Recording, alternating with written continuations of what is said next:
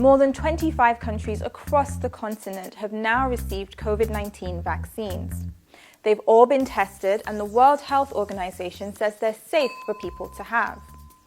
But a year on from the start of the global pandemic, not everyone is ready to get the jab just yet. I'm just a little bit afraid and concerned about the side effects, of this particular vaccine. So I can't give a definite yes or no when the vaccine will be available, if I'll be taking the vaccine. Vaccine hesitancy isn't new. Even before the pandemic, the head of the World Health Organization said it was one of the top 10 threats to global health. And now, with so much misinformation about COVID-19, some people still aren't sure that the vaccine is safe. I'm not sure if what's going to be dispatched into our market is going to be the best, something that would really, really help us in the long run. So that's my first concern, the quality of vaccine you're going to get. Dr. Fiona Atuhebwe is a vaccine and immunization expert with the World Health Organization. She also caught COVID-19 last year. We put some of your questions and concerns to her. Will the vaccine we get in Africa be the same, quality as the one that's given abroad? Yes, of course, because the manufacturers are the same. So we visit even these manufacturing centers and ensure that the quality is what is expected and all that. Those are the same vaccines that are packaged to the US, to Europe, to Africa, to Asia. The vaccines are exactly the same. Why do some vaccines need you to take it more than once? So the first dose exposes the body to a modified version of the virus, which primes your system, your immune system, to attack the virus as it enters the body.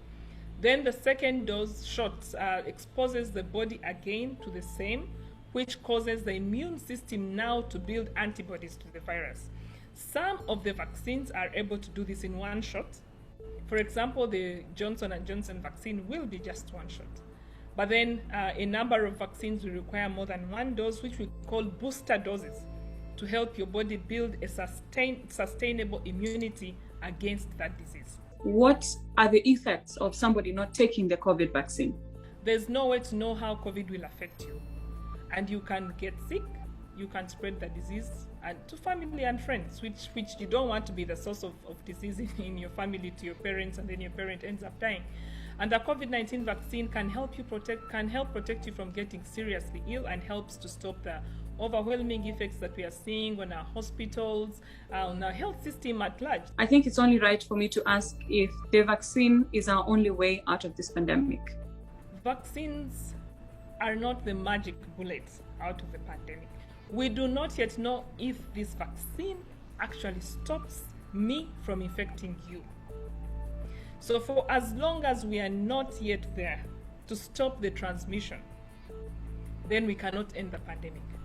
What the vaccine will do as we collect more data is to reduce the impact, the severe pressure we've had on our hospitals, on our health systems, on our economies.